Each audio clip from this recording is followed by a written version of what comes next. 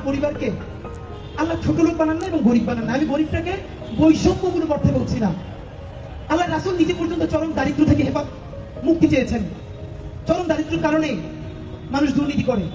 যতটুকু দারিদ্র থাকলে দুর্নীতি করে, আল্লাহ আমার ওই দারিদ্রের মধ্য দিয়ে কোনোদিন নেন নাই। আপনারা দোয়া করেন আল্লাহ যেন আমারে ওই পরিমাণ দারিদ্র অথবা দুনিয়ায় আল্লাহ ছাড়া কোনোদিন কারো কাছে মুখাপেক্ষী না করে। আমি যেন হালাল পয়সায় নুন ভাত ডাল ভাত খাইয়া, এই যে আমি খাইলে যেন আমার টিমের সবাইকে নিয়ে একসাথে খাইতে পারি। আপনারা অনেকেই আমার কিছু খাওয়াইতে চান, গত 1 বছর ধরে জানেন। মানুষ কিছু একটা খাওয়াইতে খুশি হয় না? আমি ইদানিং মায়েরা, আমাদের বোনেরা সংসারের পর একটু যদি নতুন সংসার করে, ছোট্ট ছোট্ট জিনিস নিয়ে কেমন সংসার করে তোলে না, এই ফিলিংটা আমার মধ্যে তৈরি হয়েছে। আমরা ইনকিলাব কালচারাল সেন্টার করছি, 30 লক্ষ টাকার বেশি আমাদের ওখানে খরচ হয়েছে।